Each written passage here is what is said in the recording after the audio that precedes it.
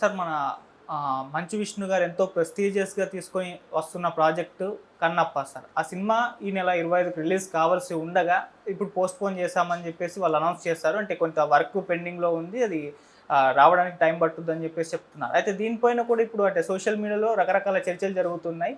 అంతకుముందు ఒక speculation story వచ్చింది. మంచు మనోజ్ గారు కూడా తన సినిమాని అదే రోజు రిలీజ్ చేయబోతున్నారని చెప్పేసి వార్తలొచ్చాయి కదా! దాన్ని బేస్ చేసుకొని ఇప్పుడు తమ్ముడు వస్తున్నాడు కదా! ఎందుకులే అనవసరమైన వివాదాలని చెప్పేసి మంచు విష్ణు గారే ఆ సినిమాని పోస్ట్‌పోన్ చేశారని చెప్పేసి కూడా కామెంట్స్ వినిపిస్తున్నాయి. ఏదేమైనా సరే ఈ మధ్య కాలంలో వస్తున్న పాన్ ఇండియన్ సినిమాలన్నీ కూడా వాళ్ళు అనౌన్స్ చేసిన డేట్ రోజైతే రావట్లేదు సార్. పక్కాగా పోస్ట్‌పోన్ అవ్వడం, మళ్ళీ ఎక్కడో రిలీజ్ డేట్ పెట్టడం ఇవన్నీ కూడా చూస్తున్నాం. మరి ఇప్పుడు విష్ణు గారు తన సినిమాని పోస్ట్‌పోన్ చేయగల కారణాలేంటి సార్? అంటే ఆయనే చెప్పుకున్నాడు కదండి, విఎఫ్ఎక్స్కి సంబంధించిన అవును. వర్క్ ఇంకా కంప్లీట్ కాలేదు, కాకపోవడం వలన మేము డిలే అవుతుంది, ఇది ఎన్ని వారాలు పడుతుందో అర్థం కావట్లేదు కాబట్టి డేట్ నెమ్మదిగా అనౌన్స్ చేస్తాం, ప్రాజెక్ట్ ఇన్ ప్రోగ్రెస్ కాబట్టి అనవసరమైన స్పెక్యులేషన్స్లోకి వెళ్ళొద్దు, సినిమా గ్యారంటీగా ఉంటుంది, మేము థియేటర్లలోకి వచ్చి శివభక్తులను అలరిస్తాం అని చెప్పాడు ఆయన. దాంతోపాటు క్షమాపణ వేడుకున్నాడు. ముందుగా నేను ఇలా నిర్ణయం తీసుకోవడం తప్పే కావచ్చు, నన్ను మన్నించండి, భవిష్యత్తులో ఇలాంటివి జరగకుండా చూసుకుంటాను అని చెప్పాడు. ఈ విఎఫ్ఎక్స్లు లేట్ అవటం వల్లనే పాన్ ఇండియా ప్రాజెక్టులన్నీ డిలే అవుతున్నాయి అనేది అందరికీ తెలుసు. అంటే మార్కెట్ని అట్రాక్ట్ చేయటానికి, అంటే కొత్త మార్కెట్లకు విస్తరించడానికి టెక్నికల్గా సినిమా సౌండ్గా ఉండాలి కాబట్టి కొన్ని సాంకేతిక హంగులు అనివార్యంగా అవసరం పడుతున్నాయి. ఈ అనివార్యంగా అవసరం పడినటువంటి సందర్భంలో ఈ డిలే జరుగుతోంది అనేది ఎస్టాబ్లిష్ అవుతున్నటువంటి ఫ్యాక్ట్. ఓకే, చాలా సినిమాలకు సంబంధించి ఇదే నడుస్తోంది. అంత మాత్రం చేత పాన్ ఇండియా సినిమాలకే ఇది ప్రాబ్లమా అంటే కావచ్చు, కాకపోవచ్చు, కానీ పని ఎక్కువ అక్కడే ఉంటుంది. సినిమాకి సంబంధించిన పోస్ట్ ప్రొడక్షన్ వర్క్ ఎక్కువ జరిగేది ఆ సినిమాలకే. కలర్ కరెక్షన్ దగ్గర నుంచి మొదలు పెడితే 100 పనులు ఉంటాయి. ఈ 100 పనులు చాలా క్రియేటివ్గా జరగాలి. ఎందుకంటే వీళ్ళు ఒక వైడర్ మార్కెట్ని టచ్ చేయబోతున్నారు కాబట్టి ఆ మార్కెట్లో ఈ సినిమాకి బ్యాడ్ ఒపీనియన్ రాకూడదు. ఎక్కడ బ్యాడ్ ఒపీనియన్ వచ్చినా అది స్ప్రెడ్ అయిపోతుంది. ఈ స్ప్రెడ్ అవ్వడానికి అవకాశం కల్పించకుండా పకడ్బందీగా వెళ్ళాలి. అందుకని ఈ జాగ్రత్తలు తీసుకోవడంలో భాగంగా ఆచితూచి అడుగులు వేస్తున్నారు. మేబీ అందుకోసమే ఆయన వాయిదా వేసి ఉండొచ్చు కూడా. కానీ సినిమా ఆల్రెడీ చూసాం, బాగానే ఉంది అని ఆ సినిమాకి పనిచేసిన 2-3 ఆల్రెడీ ఇంటర్వ్యూలు ఇచ్చేశారు. అంటే కంక్లూడ్ అయిపోయి ఫస్ట్ పార్ట్ మీ దగ్గర ఉందేమో అని అనుకుంటోంది ప్రపంచం వాళ్ళ మాటల నుంచి. లేదు లేదు, ఇప్పటికీ ఫస్ట్ కాపీ తయారు కాలేదని ఆయన చెప్తున్నాడు. మరి ఆ రోజుల్లో ఫస్ట్ కాపీ అనేవాళ్ళు, ఇప్పుడు హార్డ్ డిస్క్ ఫస్ట్ కాపీ అంటే అదే. దాన్ని నేరుగా క్యూబ్లో పంప్ చేస్తారు, అక్కడి నుంచి థియేటర్లోకి వస్తుంది అది. కాబట్టి ఈ ప్రకారం వాళ్ళు చెప్పింది తప్ప, లేకపోతే వాళ్ళు డబుల్ పాజిటివ్ చూసారా? ఆ రోజుల్లో డబుల్ పాజిటివ్ అనేవాళ్ళు, అంటే సౌండ్ ఎఫెక్ట్లు ఇవేవి లేకుండా అక్కడక్కడ డబ్బింగ్ జరిగి అక్కడక్కడ సౌండ్ ఎఫెక్ట్లు వేసేది కొంతమంది కూర్చుని దీన్ని ఏదైనా రిపేర్ చేయొచ్చా, ఏమైనా తప్పులు ఉన్నాయా అని వెరిఫికేషన్ కోసం చూసేవాళ్ళు. డబుల్ పాజిటివ్ ప్రొజెక్షన్ అనేవాళ్ళు ఆ రోజుల్లో. ఇప్పుడు కూడా అలాగే సగం ఎడిట్ అయినటువంటి వెర్షన్ని చూసుకుంటున్నారు పెద్ద తెర మీదే. కరెక్షన్స్ ఏమన్నా క్యారీ ఫార్వర్డ్ చేయాలి, అలాంటిది ఏదైనా చూసి వీళ్ళు చూసామని చెప్తున్నారా అనేది ఒక డౌట్.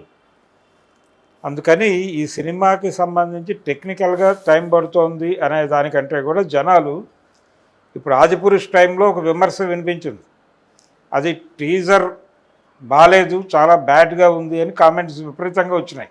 అవును, వచ్చిన సందర్భంగా టీజర్ నుంచి సినిమాని రిపేర్ చేసే యాక్టివిటీ మొదలైంది. దానికోసమే 100 కోట్లు ఖర్చు పెట్టానని ఓం రావుత్ చెప్పాడు.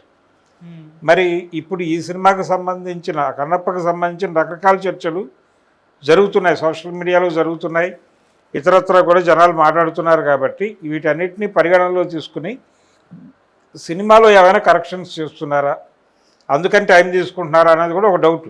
ఓకే, ఇది కరెక్షన్ కోసం వాంటెడ్గా తీసుకున్న బ్రేకేనా అనేది ఒక బలమైన సందేహం అయితే ఉంది ప్రపంచంలో. ఈ సినిమా ప్రివ్యూలు పడిన తర్వాత దీన్ని కొంచెం బజ్ క్రియేట్ చేయడానికి ఇచ్చినటువంటి రకరకాల ఇంటర్వ్యూలు, రకరకాల కంటెంట్ డ్రైవ్లు, వీటన్నిటినీ చూస్తే చాలామందికి ఈ సినిమాకి సంబంధించిన బ్యాక్గ్రౌండ్ ఏం జరుగుతుందో ఎంతో కొంత అవగాహన అయితే కలుగుతోంది. ఈ అవగాహన ప్రపంచానికి కలిగితే సినిమా ఏమైపోతుంది అనేది అనుమానం. ఓకే. అందుకని దాన్ని కాపాడుకోవాలి. జరిగిన అంటే తమ ఇతర ఇబ్బందులను కూడా ప్రజలకు చెప్పుకోవాలి. చెప్పుకోవడం కోసం ఆయన కష్టం మీద ఆయన పడుతున్నాడు. సినిమా మెచ్యూర్డ్గా ఉంటుంది, ప్రాపర్గా ఉంటుంది. మేము చాలా బిగ్ స్కేల్లో పెడుతున్నాం. ఇందులో నల్లమల్లో జరిగేటువంటి ట్రైబల్ వార్స్ కూడా చూపిస్తున్నాం, అవి కూడా కొత్త లెవెల్లో చూపించబోతున్నాం అని చెప్తున్నారు. ఇవన్నీ థియేటర్ దగ్గర వర్కౌట్ అయితే ఓకే, తేడా జరిగితే ఏమిటి పరిస్థితి అనేది డౌట్. ఈ డౌట్ చాలామందికి ఉంది ఇండస్ట్రీలో. అందుకని ఇప్పుడు ఈ సినిమాని కొంచెం హుక్ చేసి జాగ్రత్తగా డిజైన్ చేద్దాం అనుకుంటున్నాడు. మనోజ్ సినిమాకి ఈ కష్టాలు లేవు. మనోజ్ది జనరల్ సోషల్ సినిమా కాబట్టి తను ముందుకు దూకుతున్నాడు. ఒకవేళ కంటెంట్ బాగుంటే ఆ సినిమాకి వెళ్ళిపోవచ్చు జనాలు. ఓకే. ఏమాత్రం ఆడియన్స్ని నిలబెట్టుకోలేకపోయినా నిర్మోహమాటంగా పక్క థియేటర్కి వెళ్ళిపోతున్నారు వాళ్ళు. అందుకని ఆడియన్స్ మెచ్చే సినిమా తీయాలి, కాన్ఫిడెంట్గా తీయాలి. ఎందుకు వచ్చిందో ఈ బ్రేక్ వచ్చింది. ఈ బ్రేక్లో ఈ సినిమా గురించి వ్యక్తమైనటువంటి రకరకాల అభిప్రాయాలని పరిగణనలో తీసుకుని ఏమైనా కరెక్షన్స్ చేసుకుంటూ వెళ్తే బెటర్ కంటెంట్ ఆడియన్స్కి ఇచ్చిన వాళ్ళు అవుతారు కనీసం. ఓకే సార్, విఎఫ్ఎక్స్ విషయంలో మొదట ఆదిపురుష్ టీజర్ రిలీజ్ అవ్వగానే నెగిటివ్ కామెంట్స్ వచ్చేసింది, ఒక ముద్ర అలా పడిపోయింది. అది త్రూఅవుట్ సినిమా రిలీజ్ అయ్యేంత వరకు ఆ ముద్ర అలానే ఉంది. రిలీజ్ అయ్యి కూడా సాటిస్ఫై ఎవరు కూడా అవ్వలేదు. ఆ తర్వాత విశ్వంబర టీజర్ కూడా సేమ్ అదే రెస్పాన్స్ వచ్చింది సార్. అది కూడా ఏదో డిజ్నీ లాగా ఉంది అన్న కామెంట్స్ వినిపించాయి. ఇప్పుడు దానికి కూడా వాళ్ళు పోస్ట్పోన్ చేసుకొని ఆ వర్క్లో పడ్డారు. ఇప్పుడు ఆ కన్నప్ప విషయంలో కూడా అదే జరుగుతుంది. అంటే ఒక ముద్ర నెగిటివ్ కామెంట్స్ విఎఫ్ఎక్స్ మీద పడినప్పుడు అది త్రూఅవుట్ మూవీ దాకా ఉంటుందంటగా. ఉంది కదా, ఆల్రెడీ చూసాంగా, మీరే చెప్పారుగా ఉదాహరణలు. అందుకని విఎఫ్ఎక్స్ ప్రాపర్గా జనాలు ఒక వెర్షన్ చూడటానికి అలవాటు పడ్డప్పుడు దాన్ని మించి ఉంటే నెక్స్ట్ పిక్చర్లో ఎంజాయ్ చేస్తారు. ఓకే. RRR మీద కూడా విమర్శ వచ్చింది. బాహుబలి రేంజ్లో విఎఫ్ఎక్స్ జరగలేదు ఈ సినిమాకి, ఎక్కడో తొందరపాటు జరిగింది, లేదు ఇంకేదైనా కారణం ఉందా అనే సందేహం చాలామంది వ్యక్తం చేశారు. చాలా సన్నివేశాల్లో ముఖ్యంగా ఎన్టీఆర్ పులులు సింహాలతో దూకే షాటు ఇలాంటివి కొంచెం ఇబ్బందికరంగా అనిపించినాయి ఆ షూట్ చేసిన పద్ధతి. అలాంటి ఇబ్బంది రాజమౌళి సినిమాలో రానివ్వడు, కానీ ఆ సినిమాలో దొరికింది. కానీ దాన్ని ప్రపంచం పట్టించుకోలేదు, అది పెద్ద హిట్ అయింది, అది వేరే గొడవ.